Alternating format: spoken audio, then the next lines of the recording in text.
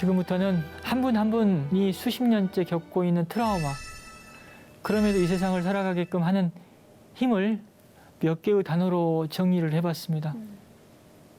우리가 국가폭력 피해자들을 이해하고 배려하려면 그들이 우리 사회에서 어떤 모습으로 살아가고 있는지 알아야 하거든요. 그래서 형제복지원 피해자들로 대표되고 있는 이 소외받고 고통받는 사람들의 이야기를 하려고 합니다. 먼저 후유증. 아침 6시면 지금도 일어난다고 합니다. 꿈에 나오면 깜짝 놀라기도 하고, 그 안에서 억압당한 사람들이 사회생활을 온전히 할 수 있을까? 지옥 같은 곳에서 나오긴 했지만 그 트라우마 때문에 여전히 그곳에 갇혀 있는 듯한 기분으로 살아가고 있다라고 얘기하고 있죠. 그래서 어떤 국가폭력을 겪고 나서 그런 어떤 상황에서 벗어났다 하더라도 그분들의 고통이 단절되는 게 아니라 계속 이어진다라는 말씀 드리고 싶습니다. 기억을 얘기하세요.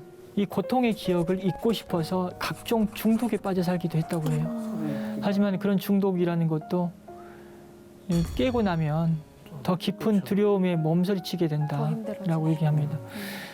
저는 뭐 국선 변호를 많이 하면서 약물이나 또 알코올에 중독된 분들의 변호를 여러 건 했었거든요. 그때는 사실 어떤 생각을 많이 했었냐면 현실을 도피하는 나약한 사람들이라는 생각을 많이 했었어요. 물론 그런 분들도 계시겠지만 그런 어떤 중독에 빠져 사는 사람들이 겪은 고통도 주목해야 되는 것 아닌가. 또 그런 고통이 그 개인의 어떤 책임이라고 볼 수 없는 어떤 사회적 책임과 관련이 있는 경우에는 그 중독자로 사는 삶을 어떻게 해서는 우리가 동정해야 되는 것 아닐까라는 생각도 해봤습니다. 동네 형들과 수영하러 갔다가 돌아오는 길에 부산역에서 기차를 기다리다가 담배 연기가 싫어서 잠시 밖으로 나와 있었는데 형제복지원으로 끌려갔다는 거죠. 수영하러 갔기 때문에 옷을 잘 챙겨 입지 않았었겠죠. 네. 기차역에서 담배를 피던 시절이었는데 그 담배 연기가 싫어서 나왔다는 거죠. 근데 행색이 좀 초라해 보여서 형제복지원으로 끌려갔다는 거죠. 지금 그걸 원망한다고 하잖아요. 자기를 끌고 간 사람을 원망하는 게 아니라 내가 그때 좀 더 참고 있었어야 되는데. 또 불황자가 아닌 사람들도 네, 흡수가 이렇게 되는 잡혀갔었어요. 실적 때문에. 실적 때문에. 예, 맞습니다. 오해를 받았다는 것도 물론 슬픈 일이긴 하죠. 네. 근데 또 불황인도 함부로 가두면 안 되는 거고.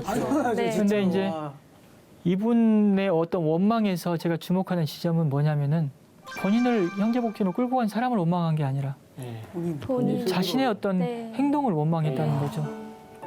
어쩔 수 없는 행동이었음에도 불구하고. 네. 그래서 우리 사회에서 이 국가폭력 피해자들이 국가폭력의 원인을 제공한 어떤 가해자에게 책임을 추궁하기 어려울 때는 자신에 대한 원망으로 너무 가슴 아픈 것 같아요, 이 부분이. 살아간다는 거죠. 의심을 많이 한다고 해요.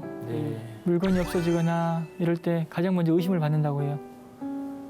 상종 못할 아이로 취급받기도 하고 무서운 아이라고 취급받기도 하고 말 안 듣는 아이, 이런 낙인 때문에 살기 어려웠다고 합니다. 그래서 이런 낙인을 받다 보면 정말 내가 그런 사람인가라는 생각을 하나 봐요.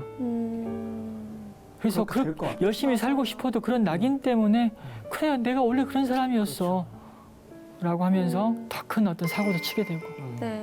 또 자존감은 또 바닥으로 떨어지게 되고 그런 것 같아요. 그래서 앞서 이제 우리 1강 때 제 과거 사진 네. 언급했잖아요.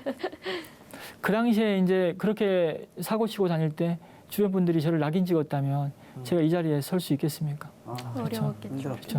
낙인보다는 얼마든지 그 사람이 처한 상황에 대한 이해, 그리고 저렇게 어떤 보여지는 모습이 그 사람의 어떤 본래의 모습이 아닐 수 있다라는 그런 어떤 진정성 있는 어떤 관계가 필요한 게 아닐까 싶습니다.